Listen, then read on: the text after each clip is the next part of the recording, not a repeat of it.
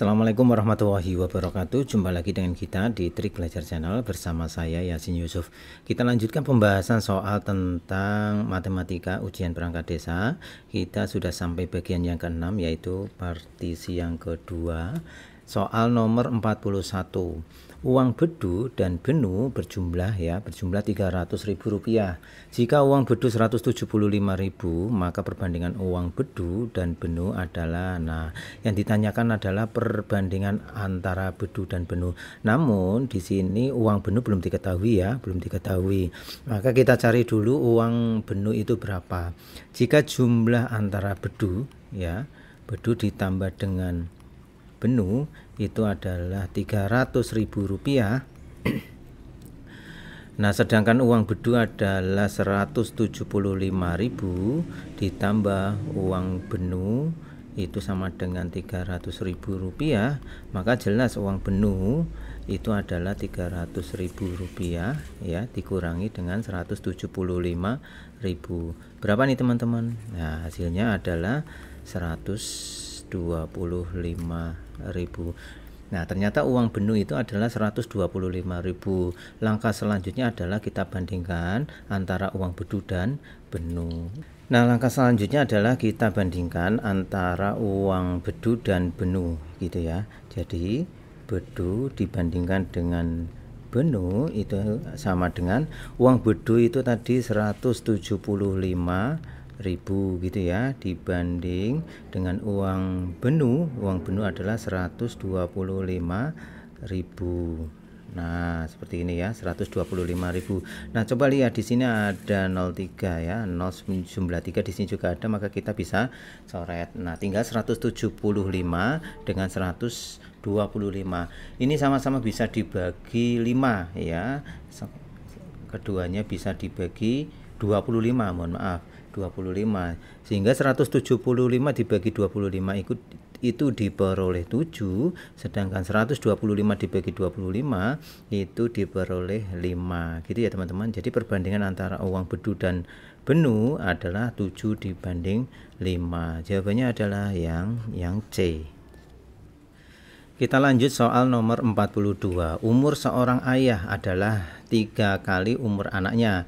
Jika jumlah umur ayah dan anak saat itu adalah 80 tahun ya, maka umur si anak adalah titik-titik. Nah, misalnya umur ayah saya ganti dengan X gitu ya, sedangkan anak itu adalah Y. Maka dari pernyataan yang pertama, umur seorang ayah adalah 3 kali umur anaknya. Berarti kita bisa menulis ya, umur seorang ayah X sama dengan 3 kalikan dengan Y, gini ya. Jadi pernyataan yang pertama, umur seorang ayah adalah 3 kali umur anaknya, X sama dengan 3Y. Jika jumlah umur ayah dan anak saat itu adalah 80 tahun, maka bisa ditulis dengan X ditambah Y sama dengan 80 tahun gitu ya.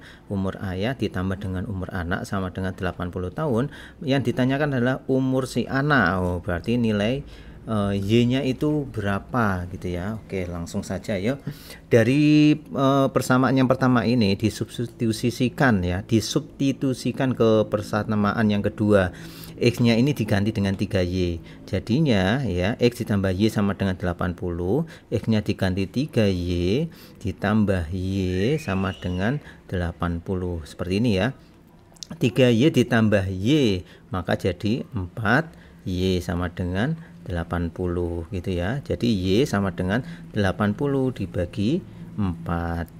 Y sama dengan 20. Jadi umur anak adalah 20. Jawabannya adalah yang C. Soal nomor 43. Setelah 7 hari bekerja, ayah memperoleh upah Rp350.000. Setelah 9 hari bekerja, ayah mendapatkan upah titik-titik. Maka kita bisa melakukan perbandingan, yaitu ketika 7 hari gitu ya, 7 hari, maka ayah mendapatkan upah Rp350.000 gitu ya. Nah, sekarang kalau 9 hari ya, ayah itu dapat upah berapa gitu ya. Nah, kita akan mencari nilai X. Kita kalikan silang saja gitu ya. 7 kalikan X jadinya 7X. Kemudian 9 kali 350 gitu ya. 9 kali 350 gitu ya. 7X sama dengan 9 kali 350.000, maka kita akan memperoleh 3.150.000 gitu ya. Nah, maka nilai X adalah 3.150.000 rupiah dibagi dengan 7 ya. Nilai X sama dengan 450.000. Udah ya teman-teman. Nah, cara lain adalah ini kan antara 7 dan 35, ini bisa disederhanakan ya. 7 dengan 35. Nah, saya perlihatkan ya. Nah, misalnya ini. Nah, 7 dengan 35 ini sebenarnya bisa disederhanakan ya, yaitu diperoleh 5 gini ya. Jadi di sini adalah 50.000, tinggal 50.000. Nah, 9 dikalikan dengan 50.000 maka diperoleh ya sama ya 450.000. Jadi jawabannya adalah yang A. Soal nomor 44, diketahui 2/3 uang kakak adalah Rp75.000.